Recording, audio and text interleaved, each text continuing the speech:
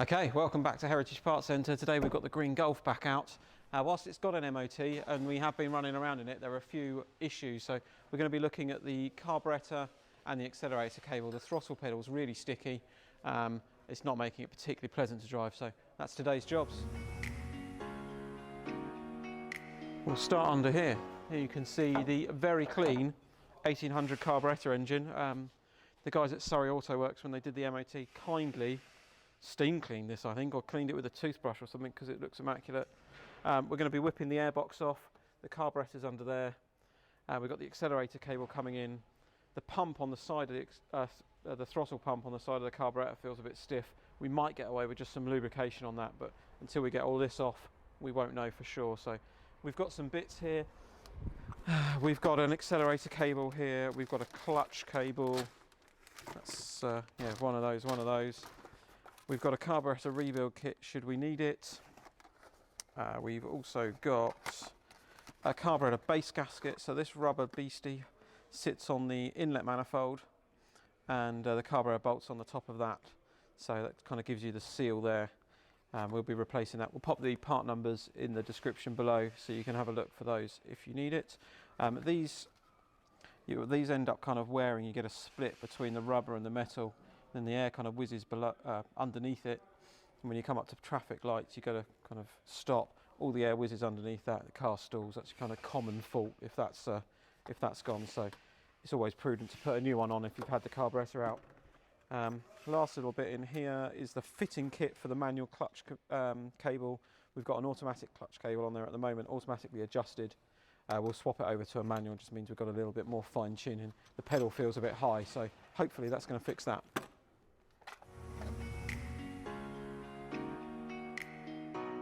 Okay, I'm just going to unscrew this. Actually, we probably won't need to take that all the way out. There we go, job done. There are some little jobbies there. Now we've got a breather pipe there, which we'll just undo. It's just a rocker covered breather. Oh, that, which has turned to plastic. I think we'll be putting a new one of those on. There's a vacuum pipe there we'll have off. He says. Oh yeah. Okay, just remember where that goes. That's like that, that's like that. Oh, we've got one of them. No, just get the screwdriver from Chris. Just remove this hot air feed from here.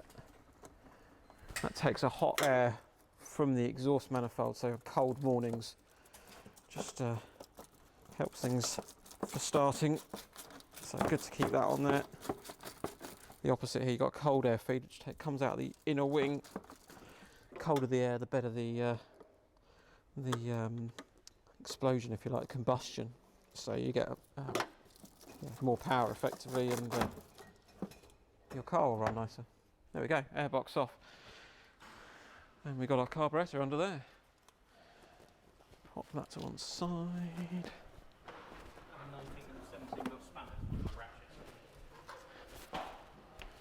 So you've got your accelerator cable, which comes in here, which runs on here, and then that's operating a pump on the side here, operates that little flap there. That all feels a little bit stiff. It is moving slightly better today than it was the other day, but I think we'll definitely change this cable. I think before we disrupt anything else, we'll take the cable out, do that, and then maybe give it a quick test, pop some oil on it, and then if we need to, we'll take all that off. Oh, we've got a leak there as well, actually. I noticed, I don't know if you want to zoom in down there, we've got some coolant sitting in the top of the inlet manifold. On these, I think you've got, water coming in to cool carburettor in the inlet manifold as well, so possibly we've got a leak there. That might mean we need to have a bit more of an investigation. So, okay, so yeah, step one, consulted with Chris as well, just get his thoughts on it. We're going to whip the accelerator cable off from here, which this will just lift out in a second, like so. There we go. That's on a little ball which is on the side of the cable, on the side of the carburetor. We'll lift that off and then we'll jump inside, disconnect it from the pedal, and we'll feed a new one through. It should be a 5-minute job. Follow us and see. So just in here, it wasn't just a case of a ball being looped over. There's a little clip there just to hold it in place. So we're just going to lever that off and hope we don't lose it. I've taken my gloves off so I can actually feel it. There we go, look at that. That little jobby there. So it just holds the cable in place on the carburetor. So yeah, we'll pop that to one side so we don't lose it. And hopefully our cable will break free. There we go, hey! Okay, we're going to whip the scuttle panel off because the accelerator cable comes out there before it goes back into the cab. So we've had this one out before, it should come out quite easily. The little rubber there, what would be an ECU cover on a GTI model. That comes off there, like so. I don't think we put the clips back on it last time we had it off, so make it a little bit easier. So that'll come out like that. We'll just need to jimmy that as well. What is that green ball? It does vacuum, I think. There we go. Like so.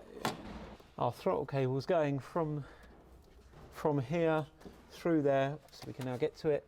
Drops in there above the driver's footwell, and we'll just be hooked onto the pedal. So join us in the cab. So we've removed this under tray here, which you can see obviously reveals the fuse box. Accelerator pedal there is all floppy because the cable's not connected to the carburetor, like so. We follow that pedal mechanism along, and you can see here there's just a little hook. With a bit of luck we can get that out, and then that should release the cable. We'll be able to pull that up through the bulkhead and then slip the new one in. There we go. So that's released from the little rubber there. Should that rubber be perished or missing, obviously this would slop around and keep falling out and give you all manner of problems. So yeah, just check that rubber is in place. But that came out pretty easily, and yeah, now we can just pull that up into the engine bay and then drop a new one in. Here we go.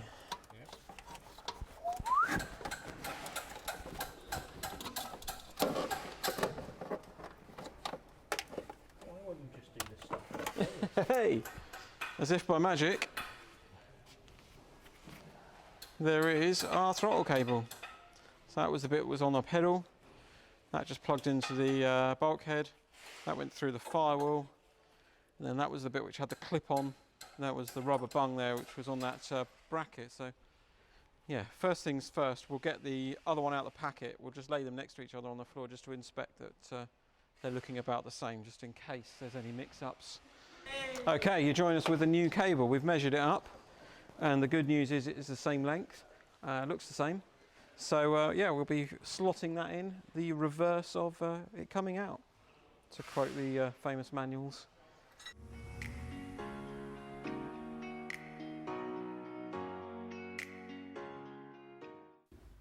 As you can see here, we've got both the clutch cables. We've removed the old automatic version. We've got the new manual cable, which we're going to be putting into place. We've laid them both next to each other in our hands just to see that the ends are both the same. So yeah, we've got both the same connectors there, which are going to go onto the pedal. There's the new one just going into place. So it's just, it sits slightly differently onto the gearbox mount there. We're just fastening the cable through the bulkhead there. Can be a little bit fiddly, especially with the rubber grommet, which goes through the firewall. So there's a little bit of faff there. But it's not too bad, to be fair. It's not too bad. The cable there then just goes through the top of the bulkhead. That's going to drop down into the footwell. And in a second, you'll see, as you poking out the other side, will be the little white clip. There we go. This is a lot easier when you've got both hands free. In this instance, I'm holding a torch with one hand, but this little clip is going to go on the end of our pedal. It just literally slots on, so it's quite simple, especially if you've got two hands. And yeah, that will clip on there, and then you're attached.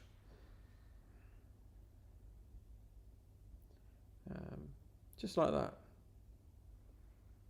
There we go. Look at that.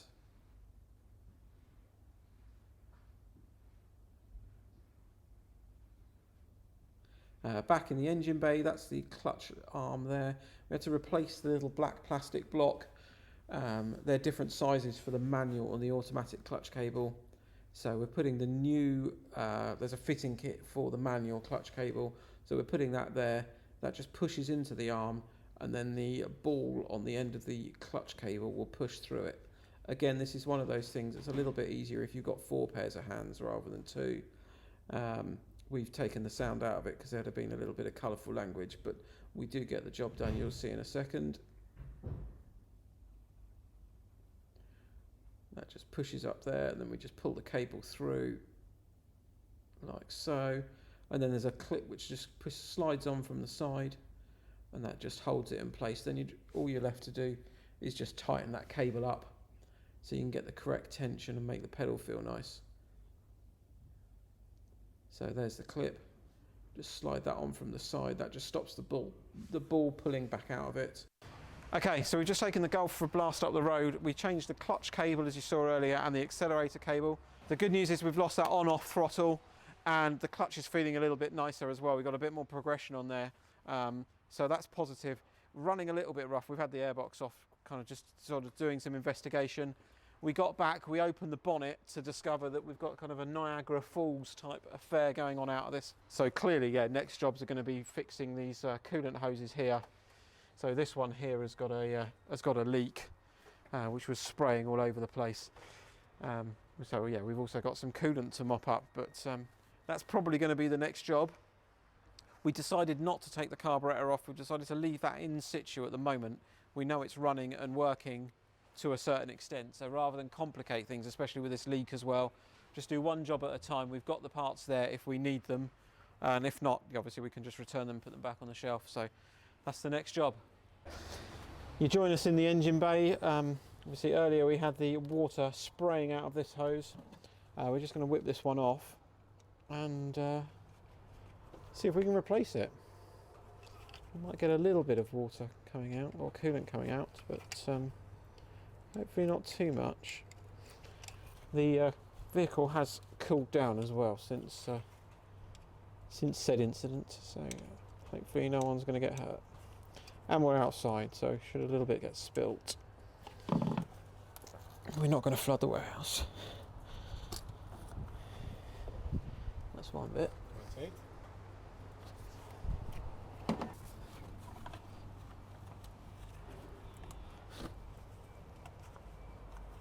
There we go. Yeah, let's have a look. So this is the offending item, and then somewhere in there, I think possibly in there, was where the little hole was. This was the hose which went from here to here, had a split in it. Yes, we saw that discussion out just shortly. Yep. While we're here, we're also going to replace this hose here, just because the likelihood is if this one had a hole in it, this one probably will get a hole next. So we're going to do that at the same time, and then we've also got a new one of these breather hoses to come out of the rocker cover into the airbox, because that one's really sort of hard and brittle, and this one's got a little bit more give because it's a new one. So that's the next job. Yeah, bit of real life for you. It's slightly snug on there on the hose barb, so having to give it a bit of a wangle. There's the old one. We've got a new one there ready to go in. It's a replacement one. It's slightly tighter than the old, but it should go on with a little bit of a wiggle. So let's jump into it. Cool.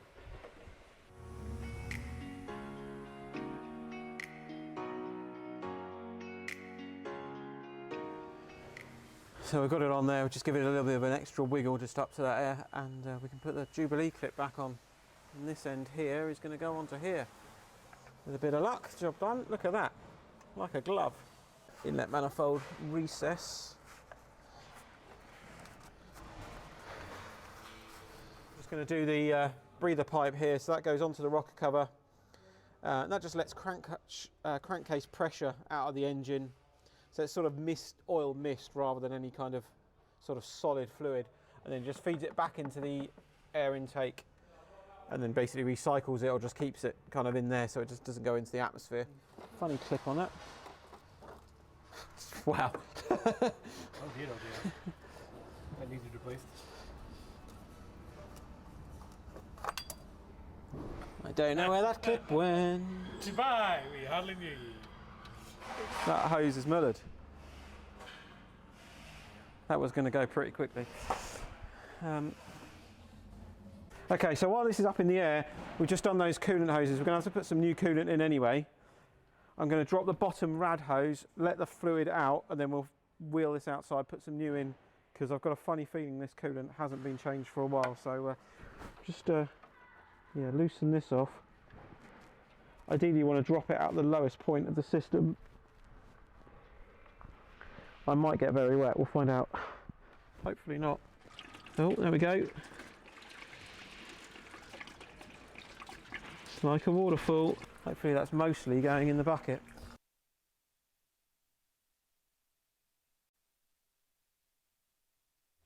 We've got the breather hose fitted. Oh yes, we have. We've got the new coolant hoses fitted under there. While we had it up on the ramp, I just put a big tub underneath to drain some of the fluid out of the radiator, because I had a bit of a suspicion that it might not look very nice. And as you can see down there, it's all a bit horrible and rusty. We could just put a new radiator on it, but we're trying to sort of save a few pennies, and I think we can clean it out a little bit. So we're just going to put some clean water through it a few times, hopefully get some of that muck out, and then yeah, off we go. It's magic. You put it clear in the top, and it comes out reddy brown colour at the bottom, just like that.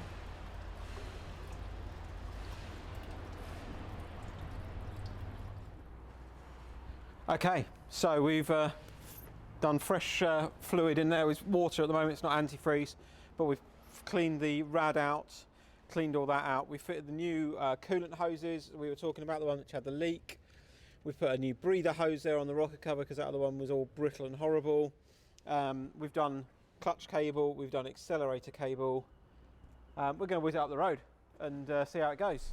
We're in the Gulf and it's on. You can see there we're idling about 500. It's kind of flickering on and off with the battery light. It's not particularly happy, so we're just going to pull it over there, I think, and then we'll whip the bonnet open and have a quick look and see whether we can work out what it is.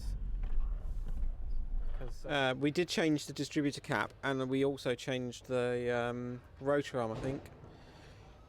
We could look at doing leads, although these don't feel too bad actually, the HT leads. If we've got any tools here, we could just have a little look at the spark plugs and just see how they're looking. Something's lumpy.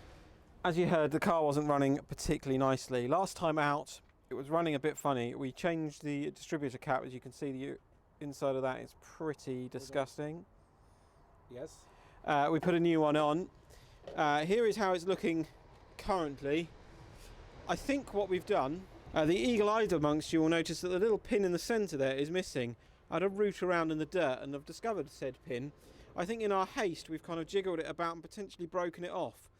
Obviously that pin is connected to that lead, which is connected to the coil, so the king lead getting the spark in. So if that's not making a good enough connection, it's probably going to run really rubbish. So I've just got another one off the shelf. A little bit of a pain because we managed to break it fitting it, but at least we've got them here. Fingers crossed that's going to fix the problem. Ah, well that's also not going to help. Right.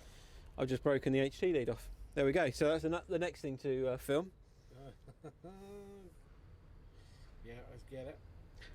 Okay, so the saga continues, because I went to remove the king lead, and it's remained in the distributor. So potentially that could also be our issue. Whilst these leads were feeling nice and flexible, and we thought of fairly good fettle, with just a small amount of persuasion, and these should just pull on and off, I've managed to break that lead, which would also give us the potential issue that we had. So I'll have to get a new set of leads. You join us in the engine bay. We are, yeah, obviously we've just discovered that this king lead is kaput, for want of a better word. Just a reminder really that sometimes I normally go by feel on these cables, whether they've got some flex. If they go kind of really stiff and wooden, you kind of feel that you need to be changing them, but actually This sensor's still got loads of flex in it, but the connection had just had enough. So yeah, we'll be getting rid of that. We've got a new set of leads here, so we're going to be swapping that over, and equally at the same time we'll be replacing that broken distributor cap. So yeah, join us for the ride. When we do this, we don't mix the firing order up because that will create us a little bit of problem. When you're doing your HT leads, you'll find, unless you buy kind of a really cheap set, there'll be different lengths. Obviously the shortest one will be the spark plug closest to the distributor cap. The longest one will be the one furthest away. So yeah, don't just go gung-ho and pull any old lead out, because the likelihood is you'll get to the end and not have the right size lead left. These feel really nice actually, these leads. Yeah, new leads now installed, fresh distributor cap. We'll just make sure these are all seated home so that we don't have any loose connections. We'll whip round into the cab and start it up, yeah. Our keys are there, wonderful. Let's see if we got any improvement. Hopefully.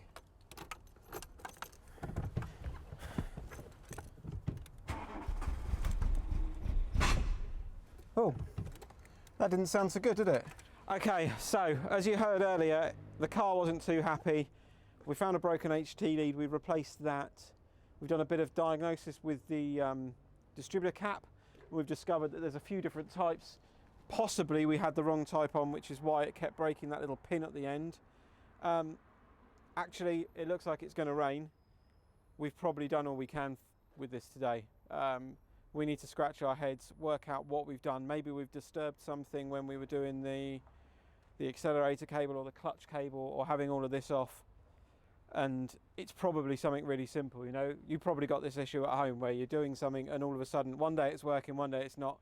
You kind of have to go to bed or have a cup of tea and then wake up the next day, look at it, and then maybe it will work again, or you'll work out where you've got it wrong. So yeah, I guess, yeah, lastly, if you've got any ideas on this, why it's running a bit lumpy, what have we disturbed, then drop us a message in the comments and yeah, point out the obvious thing, which is probably staring me right in the face at the moment, but I just can't see it. So yeah, until the next time, over and out.